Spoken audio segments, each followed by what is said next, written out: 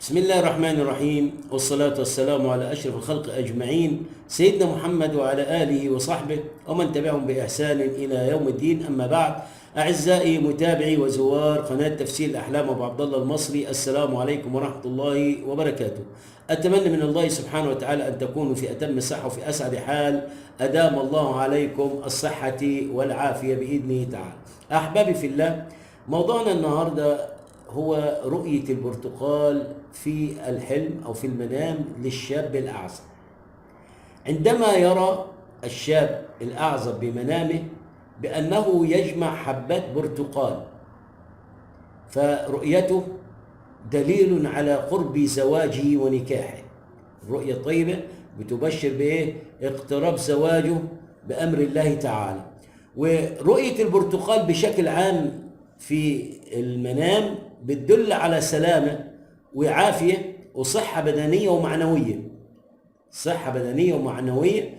ورؤية البرتقال في المنام أيضا دليل على الخير والرزق، الخير والرزق الكثير الذي سيناله صاحب المنام اللي هو صاحب الرؤية. تمام.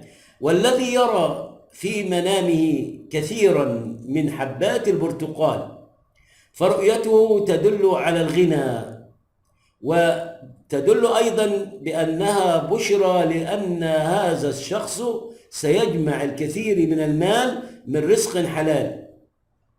مال حلال يأتي إليه سوف يجمعه الرائي، وهذا المال ليس فيه شبهة، ما فيهوش شبهة، هو مال رزق طيب حلال مبارك فيه. أو أحدا ممن يرافقهم ويصادقهم سيغتني، أو واحد من أصحابه ربنا ينعم عليه بالغناء الكبير بأمر الله تعالى، وتصبح لدى هذا الشخص ثروة كبيرة. أما الذي يرى في منامه إنه مستلقي على كومة من حبات البرتقال، نايم على حبات من البرتقال كمية كبيرة وهو نايم فوقيه، الرؤية هنا مش محمودة، لأن دلالة على انقضاء الأجل لأحد الأشخاص من عائلة هذا الشاب أو هذا الأعزب. عندما يرى أنه مستلقي على كومة من البرتقال كمية كبيرة وهو نايم فوقيه، الرؤية هنا مش محمودة، لأنها بتدل على انقضاء الأجل لأحد الأشخاص من عائلة ذلك الشاب الأعزب الذي رأى المنام.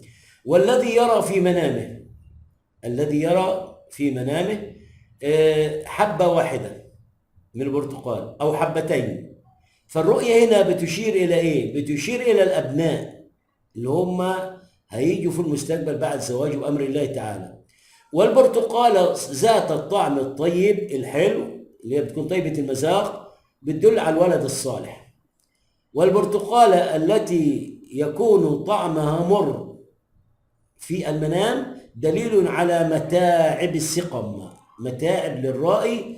فإذا رأى الشاب طعم البرتقال الطيب فإذا ذريته تكون صالحة بأمر الله تعالى وأولاده سيكون صالحين.